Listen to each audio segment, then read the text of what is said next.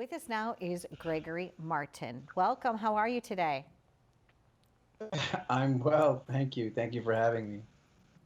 We were joking off camera because you said rarely do you like to do on camera interviews because you're mostly the director and the person all behind the scenes.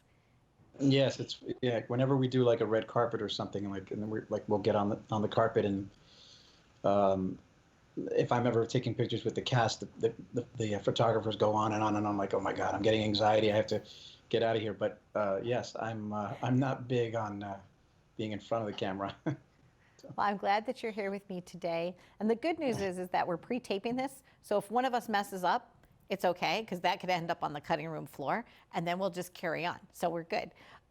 When did the love okay. for producing start for you? Did you produce something in grade school or high school? How did your journey start, Gregori? It's interesting. I don't remember when I first found a love for it. It was always part of my makeup. I when I was a kid, I thought I was a producer, and so I was producing shows in my head. Actually, The Bay was I created when I was a kid, so Oh. it's always been part of me. I don't remember a time where I didn't want to do it. So, So was it like a creative writing assignment at the Bay that you did in English class? Like, what do you mean it's always been with you when you were younger?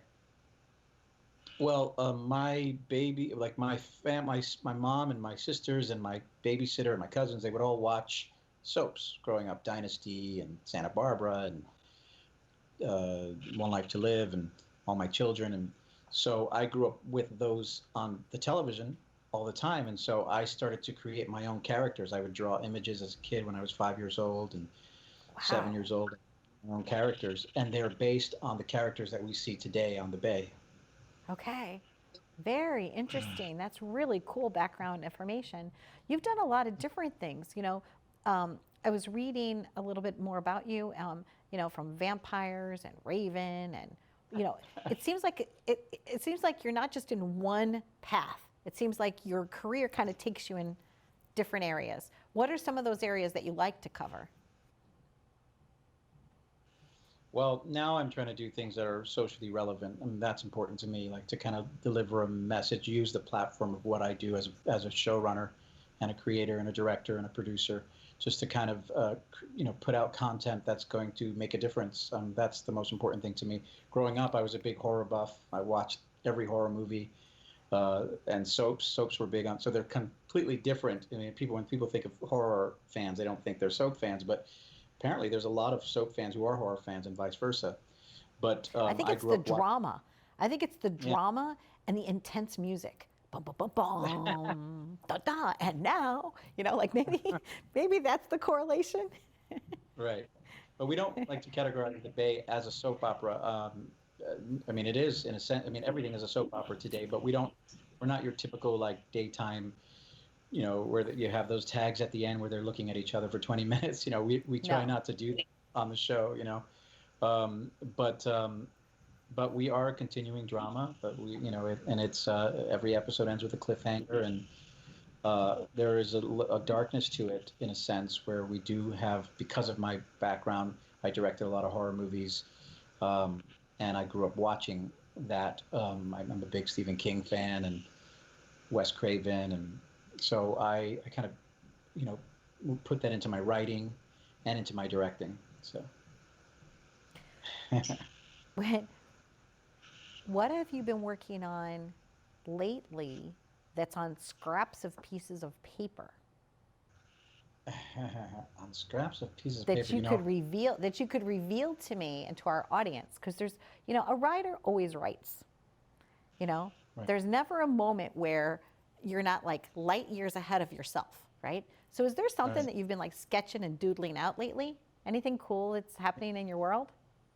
I don't remember the last time I wrote something down anymore, but I think with our cell phones, we have our cell phones with us, and so I'm constantly writing notes in my phone, um, and I have tons of different notes of different creative ideas that I have in my head. I'm in development on a few different projects with Christos because we're producing partners, so we have a few different projects in development that I'm really excited about.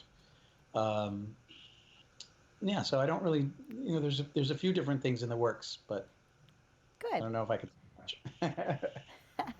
And how about a favorite pastime, Gregory? So when you're not writing, and is there something else, some way that you like to like decompress? You mentioned Christos, and I know skateboarding is his love.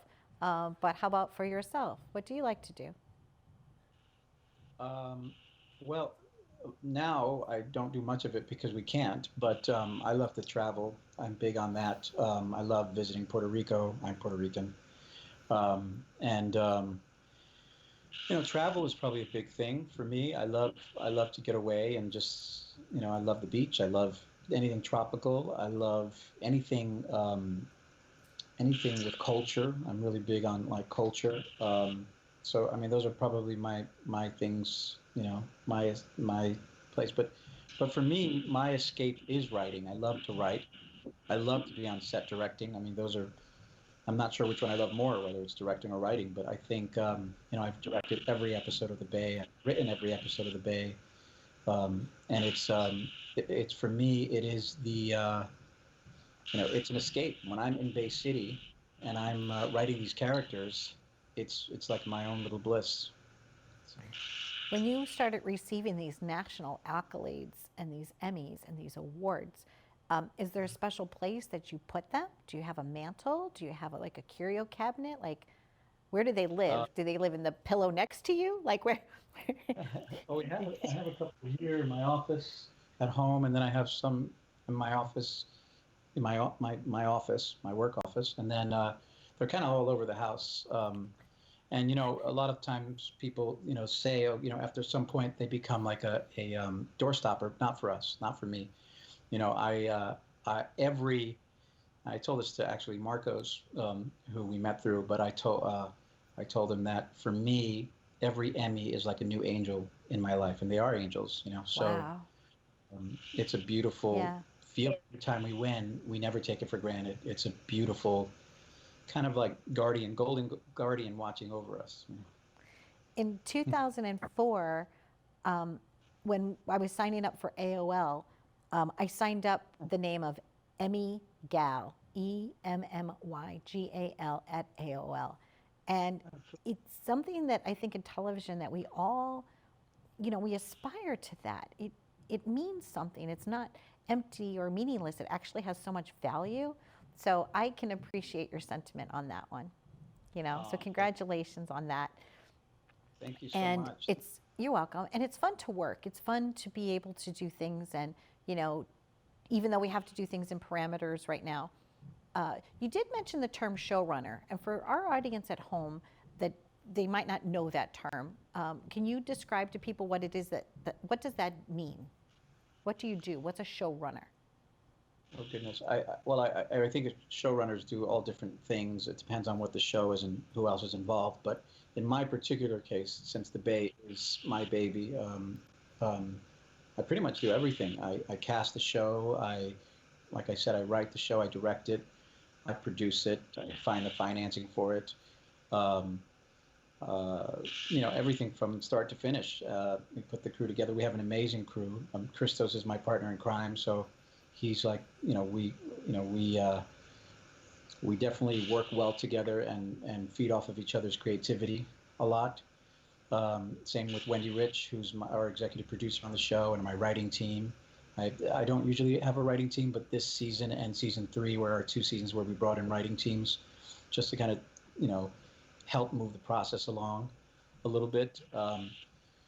But the showrunner in my sense is just kind of making sure that everything happens. I'm responsible for everything and anything that goes right or wrong.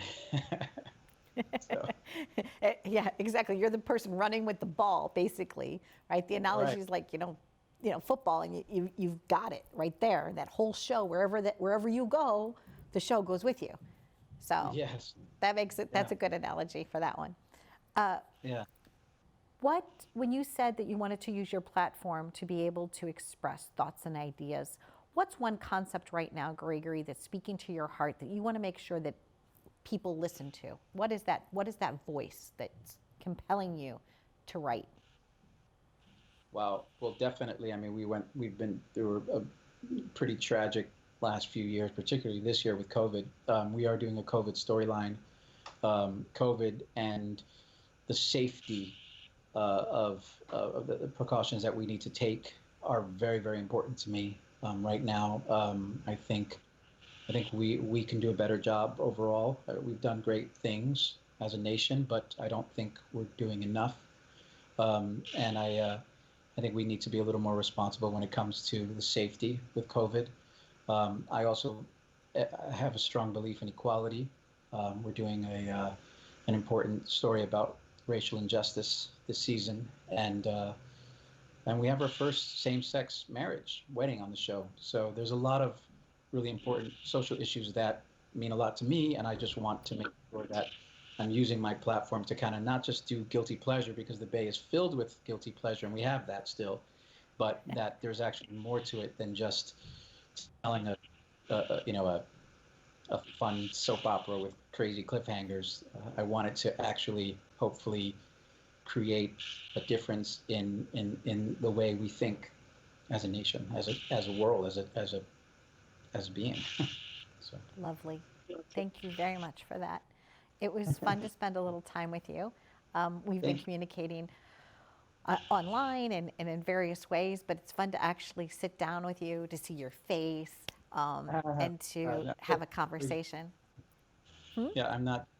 I'm usually the person behind the camera, so I don't even know what I look like right now. But I hope I look You okay. look fabulous. You're ready for your close-up, as they would say. You look Good old Mr. fabulous. DeMille. Thank you. Please, as you're working on more things over the years, Gregori, please always come back. We love to have you on the show, and we truly support you and appreciate you and all the efforts that you're putting forth. So continued great success to you. Thank you so much for having me. Thank you. It means a lot. Okay, be well. Bye-bye.